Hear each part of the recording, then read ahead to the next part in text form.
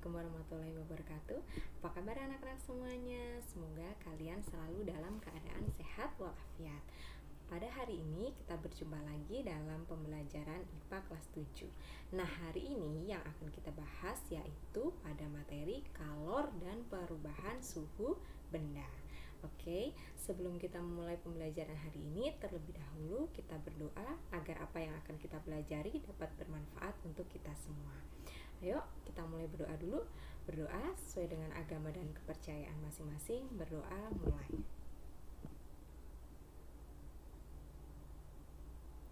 Selesai.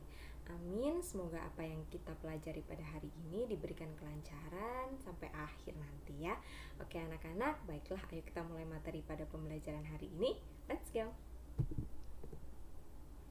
Nah, karena kita masih dalam kondisi pandemi, walaupun sekarang sudah memulai agak kendor ya, tapi kita tetap harus selalu melaksanakan pencegahan protokol COVID-19 ya. Jangan lupa untuk selalu menerapkan 5M. Yang pertama yaitu untuk menjauhi kerumunan, menjaga jarak, mencuci tangan selalu pakai sabun di bawah air yang mengalir, selalu menggunakan masker dan juga membatasi mobilitas.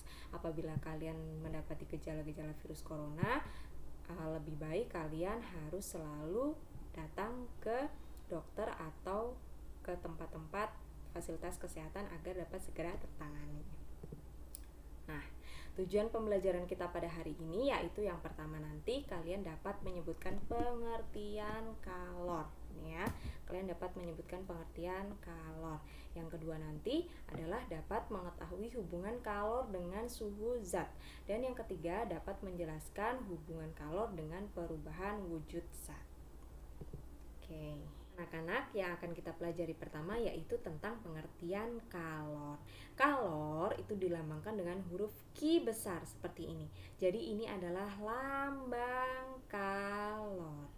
Nah, pada pertama kali pada awalnya kalor ini diperkenalkan oleh seorang ilmuwan dari Perancis yang bernama Antoine Laurent Lavoisier. Pada zaman dahulu kalor ini pada awalnya dianggap sebagai sejenis zat alir yang tidak dapat dilihat oleh mata yang dikenal dengan kalorik. Nah, kalorik ini dapat mengalir dari satu benda ke benda yang lain.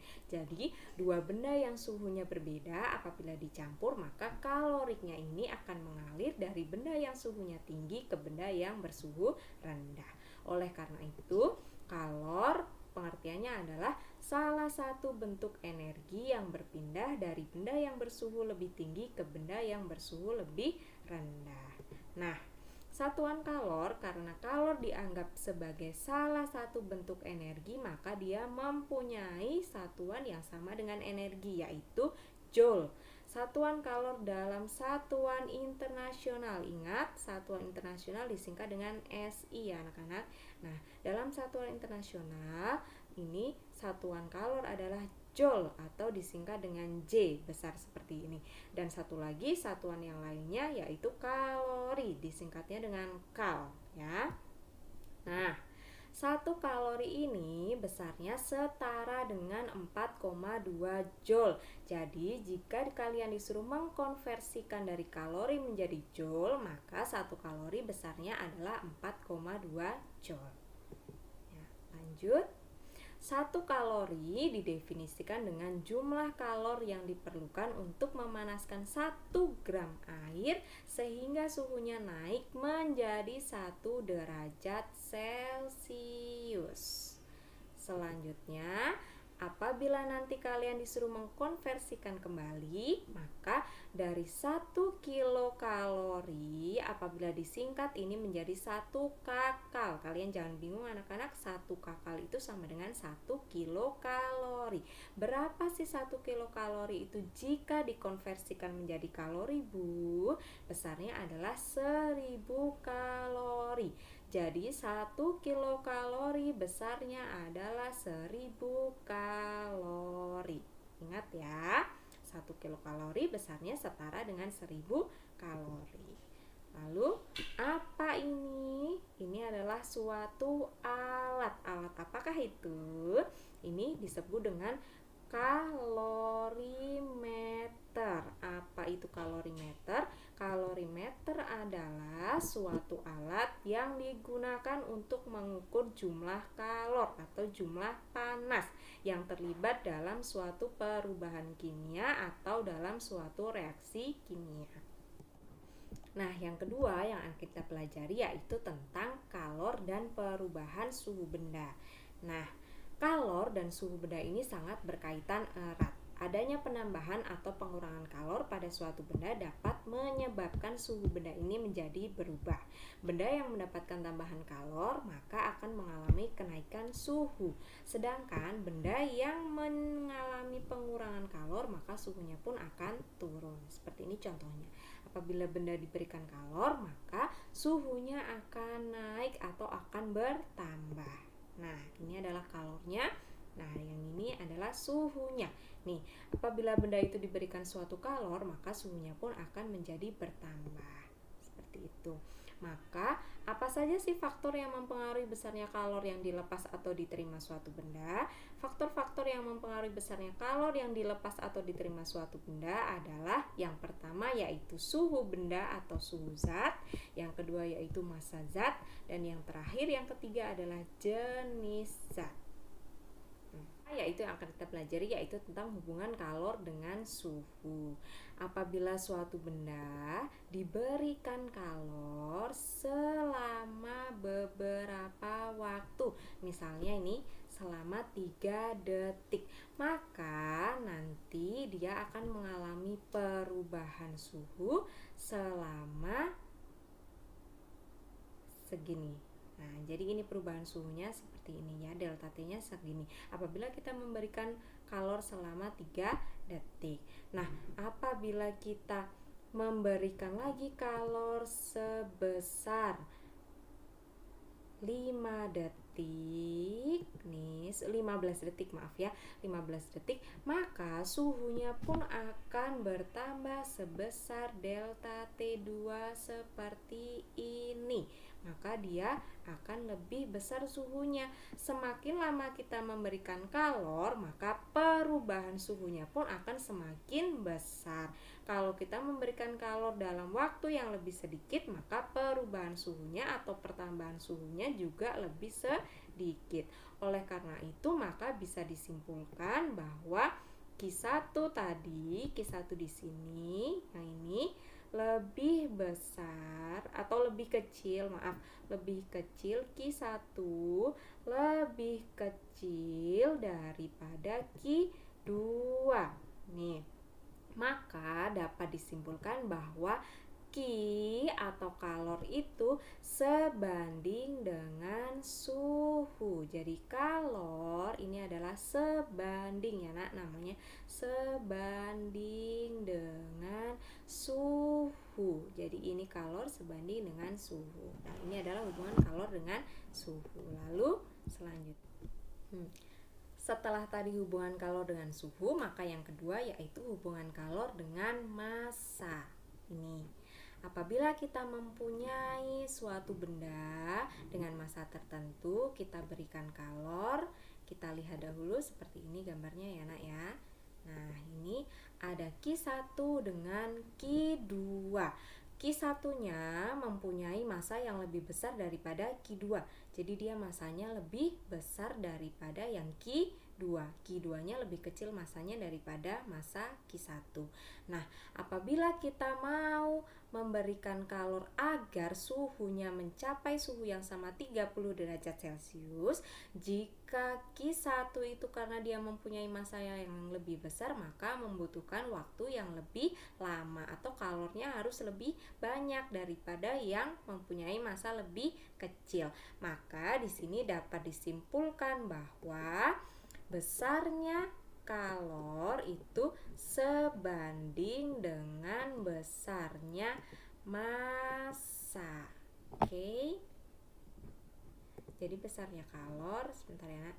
Nah, jadi besarnya kalor ini sebanding dengan besarnya massa. Besarnya kalor sebanding dengan besar massa. Nih lihat ya, ini adalah kalor sebanding dengan besarnya massa. Oke, lanjut ya. Besarnya kalor kalor sebanding dengan besarnya massa yang kedua. Nah, yang terakhir yaitu hubungan kalor dengan jenis zat. Apabila kita mempunyai dua zat dengan jenis yang berbeda, di sini Ibu contohkan yang satu yaitu dengan air dan yang kedua yaitu dengan alkohol.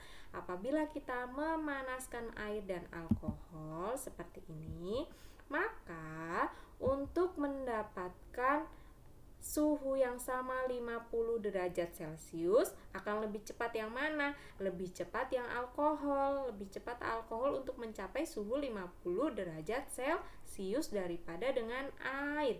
Kenapa? Karena kalor ini sebanding dengan jenis zatnya. Jadi semakin besar atau berbeda jenis, maka dia penguapan kalornya atau hubungan.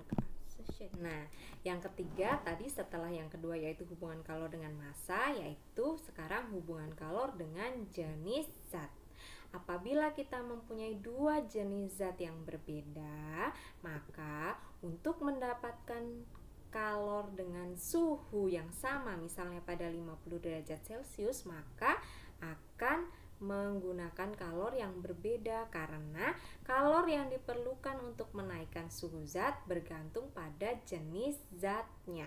Artinya, untuk massa dan kenaikan suhu yang sama, jumlah kalor yang diperlukan untuk zat yang berbeda adalah tidak sama, yaitu bergantung pada nilai kalor jenis bendanya. Nah, ini karena itu kalor jenis antara air dan alkohol itu berbeda. Maka di sini Ibu contohkan air dan alkohol dengan jumlah massa yang sama. Nih, massanya sama antara air dan alkohol, suhunya pun sama yaitu 50 derajat Celcius. Dia membutuhkan kalor yang berbeda. Kalornya berbeda. Yang airnya 15, alkoholnya 2. Maka di sini dapat disimpulkan bahwa hubungan kalor dengan jenis zat yaitu sebanding. Kalor sebanding dengan jenis zatnya. Nah, oke, kita sudah mempelajari tentang kalor jenis tadi. Apa sih kalor jenis? Kalor jenis benda ini nanti dilambangkan dengan huruf C. Nah, C-nya C kecil, bukan C besar. Jadi lambang kalor jenis yaitu C kecil seperti ini ya. Lambang kalor jenis. Apa sih kalor jenis itu? Kalor jenis adalah banyaknya kalor yang diperlukan oleh setiap 1 kg benda untuk menaikkan suhunya sebesar 1 derajat Celcius. Nah, kalor jenis benda ini hampir mirip dengan massa jenis. Jadi dia merupakan karakteristik suatu zat. Ya. Nah, ini dia adalah tabel kalor jenis dari berbagai macam zat. Bisa dilihat yang biasa sering keluar itu adalah air. Jadi kalian harus hafalkan air. Misal nanti di soal itu tidak ada kalor jenis air, maka kalian harus hafal berapa kalor jenis air. Kalor jenis air besarnya sebesar 4200 Joule per kilogram derajat Celcius. Nah, ini dia satuan kalor jenis. Satuan kalor jenis yaitu Joule per kilogram derajat Celcius. Jangan sampai lupa ya. Oke, lanjut. Ini dia faktor-faktor yang mempengaruhi jumlah kalor yang dilepas atau diterima oleh zat tersebut. Maka dari kita sudah membicarakan tentang hubungan antara kalor dengan macam-macam, dengan suhu zat, dengan massa zat, dan juga dengan jenis zat. Maka dari hubungan tadi dapat kita nyatakan secara matematis dengan rumusnya seperti ini. Rumusnya yaitu Q sama dengan M dikali C dikali delta T. Ibu biasa menyingkatnya dengan Q sama dengan mecedet. Kenapa kok mecedet? Karena nanti kita banyak sekali rumus. Nah, kalau kita tidak buat jembatan keledai, maka kita akan bingung ya. Apa itu M, apa itu C, apa itu delta T? Di sini kita berikan keterangan. Yang pertama yaitu Q. Q adalah besarnya kalor yang diperlukan atau dilepas. Ini Q.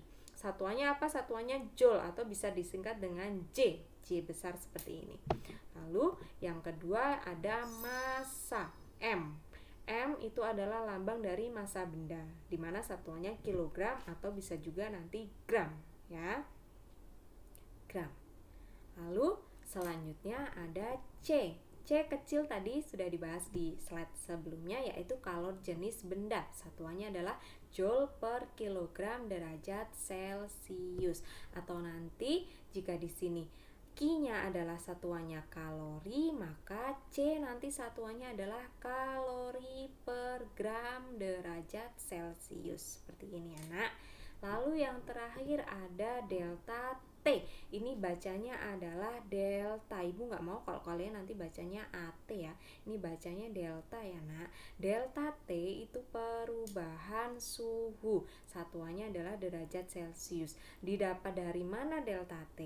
Didapat dari T2 atau T akhir dikurangi T awal. Kalian boleh menuliskan T1 dikurangi T0 juga boleh menuliskan TB dikurangi TA juga boleh, atau kalau ibu sukanya nulisnya kayak gini, T2 dikurangi T1. Lanjut ya. Lalu slide yang berikutnya di sini. Oh iya, masih ada satu lagi. Dari rumus ini, dari rumus Q sama dengan M dikali C dikali delta T, maka kita bisa menjadikan rumus tersebut untuk mencari kalor jenis. Kalor jenis. Apa rumusnya kalor jenis? Kalor jenis rumusnya adalah C kecil sama dengan Q dibagi M dikali dengan delta T, atau kita singkat menjadi cekemet. CQM delta T ya, jangan bingung ya. Oke, lanjut, ini kita masuk ke contoh soal yang pertama. Contoh soal pertama, sebatang besi yang masanya 4 kg dipanaskan dari suhu 30 derajat Celcius hingga 80 derajat Celcius. Jika kalor jenis besi adalah 460 Joule per kilogram derajat Celcius, maka banyaknya kalor yang diperlukan adalah berapa Joule? Maka di sini kita harus mencermati dulu sebatang besi yang masanya 4 kg, berarti dia adalah massa, ini M ya, masanya 4 kg. Lalu dipanaskan dari suhu 30 derajat Celcius, berarti ini apa? Ini adalah T1 hingga 80 derajat Celcius, ini namanya T2. Jika kalor jenis besi apa ini nak? Ini kalor jenis besi yaitu C. Maka banyaknya kalor yang diperlukan adalah, di sini kita harus membuat matematisnya dulu, tulisannya seperti apa. Ini adalah matematisnya, diketahui penyelesaiannya. M adalah 4 kg. Yang kedua tadi delta T, T2 dikurangi T1 yaitu 80 derajat Celcius dikurangi 30 derajat Celcius, yang hasilnya adalah 50 derajat Celcius. Lalu selanjutnya adalah C. C-nya adalah 460 Joule per kilogram derajat Celcius. Yang ditanyakan apa? Ditanyakan yaitu Joule. Q. Berapakah Q? Maka kita masukkan rumusnya. Q tadi sama dengan apa rumusnya? M dikali C dikali delta T. Maka kita kalikan semuanya, 4 kg dikali 460 Joule per kilogram derajat Celcius dikali 50, hasilnya adalah 92.000 Joule. Sudah paham ya? Oke, mari kita lanjut. Contoh soal yang kedua yaitu sebatang logam yang masanya 500 gram, masanya 500 gram melepaskan kalor sebesar 4200 Joule sehingga suhunya turun menjadi 40 derajat Celcius. Berapakah kalor jenis benda tersebut? Mari kita kerjakan sama-sama ya. Ini yaitu yang pertama, kita lihat dulu penyelesaiannya menjadi bilangan matematis. Diketahui M sama dengan 500 gram. Kita jadikan kilogram, maka dibagi berapa nak? Dibagi 1000 gram menjadi kilogram. Hasilnya yaitu 0,5 kilogram. Delta T-nya adalah 40 derajat Celcius. Sedangkan Q atau kalornya yaitu 4200 Joule. Maka setelah itu ditanyakan apa? Ditanyakan C. C atau kalor jenis. Berapakah C? Berapa Joule per kilogram derajat Celcius? Hasilnya yaitu C, kita masukkan rumusnya C yaitu Q sama dengan M dibagi delta T. C-nya adalah Q ini yang 4200 Joule dibagi 0,5 kg dikali 40. Bagaimana menghitungnya? 4200 dibagi 0,5 kali 40 berapa, Nak? 4 kali 5 yaitu 20. Kita coret-coret di sini. 420 dibagi 2 hasilnya yaitu 210 Joule per kilogram derajat Celcius. Udah ya? Paham anak-anak semua ya? Oke, lanjut. Ada lagi selain tadi kita sudah membahas tentang kalor, ada juga tentang kalor jenis. Nah, yang ini yang terakhir yaitu tentang kapasitas kalor. Kapasitas kalor itu lambangnya C besar. Kalau tadi kalor jenis lambangnya C kecil, sekarang kapasitas kalor lambangnya adalah C besar. Apa itu kapasitas kalor? Kapasitas kalor adalah banyaknya kalor yang diperlukan untuk menaikkan suhu zat sebesar 1 derajat Celcius. Nah, rumusnya seperti apa? Rumusnya adalah C besar sama dengan Q dibagi delta T, atau C sama dengan Q dibagi delta T. Nih, kalau ibu menghafalkannya CQ delta T, di mana C besar ini adalah kapasitas kalor, satuannya adalah Joule per derajat Celcius. Jangan sampai lupa ya. Oke, lanjut contoh soal. Ini adalah contoh soal untuk kapasitas kalor. Air yang mula-mula bersuhu 10 derajat Celcius. Mula-mula berarti ini adalah T1. Dipanaskan hingga bersuhu 35 derajat Celcius. Ini adalah T2. Jika banyaknya kalor yang diperlukan adalah 313.950 Joule, maka hitunglah berapa besar kapasitas kalor. Ditanyakan apa ini? Ditanyakan C ya. Bagaimana cara menghitungnya? Kita jadikan dulu bilangan matematis menjadi diketahui. Delta T-nya 35 derajat Celcius dikurangi 10 derajat Celcius. Ingat, ini T2 dikurangi T1. Hasilnya berapa? Hasilnya 25 derajat Celcius. Sedangkan Q yaitu 313.950 Joule. Lalu ditanyakan C, berapa Joule per derajat Celcius, kapasitas kalornya berapa? Kita jawab, masukkan rumusnya. C sama dengan Q dibagi delta T, atau Q dibagi delta T. 313.950 Joule dibagi 25 derajat Celcius, hasilnya adalah 12.558 Joule per derajat Celcius. Ini dia contoh soal kapasitas kalor. Nah, kita sudah membahas tentang kalor dan perubahan suhu benda. Sekarang yang akan kita bahas selanjutnya yaitu kalor dan perubahan wujud zat. Pada waktu SD dulu kalian pasti sudah pernah belajar tentang perubahan wujud zat. Ada berapa anak-anak perubahan wujud zat? Ada 6. Apa saja perubahan wujud zat itu? Yang pertama, perubahan wujud zat dari padat menjadi cair namanya adalah melebur, atau biasa kalian sebut dengan mencair. Itu sama, mencair dan melebur itu sama ya nak. Lalu perubahan wujud dari cair menjadi gas itu namanya menguap. Selanjutnya dari gas menjadi cair itu namanya adalah mengembun. Lalu dari cair ke padat itu namanya adalah membeku. Nah, dari padat menjadi gas itu namanya menyublim, sedangkan dari gas menjadi padat itu namanya mengkristal. Nah, perubahan wujud zat ini dia ada yang memerlukan kalor dan juga ada yang melepaskan kalor. Jika ditanya apa saja perubahan wujud zat yang memerlukan kalor, maka yang memerlukan kalor ini adalah 3 ini. Yang memerlukan kalor yaitu yang pertama adalah menguap, menyublim, dan melebur. Ini adalah perubahan wujud zat yang memerlukan kalor. Sedangkan yang melepaskan kalor adalah 3 ini di sebelah kiri. Yang pertama yaitu mengembun, yang kedua adalah mengkristal, dan yang terakhir yaitu membeku. Ini dia 6 perubahan wujud zat. Lalu Dari tadi itu kita bahas menjadi definisi satu-satu. Yang akan kita bahas adalah tentang yang pertama, yaitu kalor lebur. Kalor lebur disingkat menjadi L besar atau lambangnya L besar seperti ini ya nak. Apa itu kalor lebur? Kalor lebur adalah banyaknya kalor yang diperlukan untuk mengubah satu satuan massa zat padat menjadi zat cair pada titik leburnya.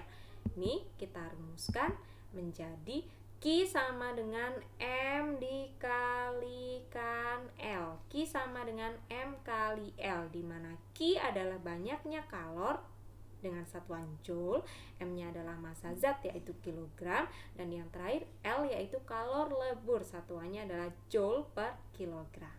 Lalu ada juga yang dinamakan dengan kalor uap. Lambangnya adalah U, kalor uap ya.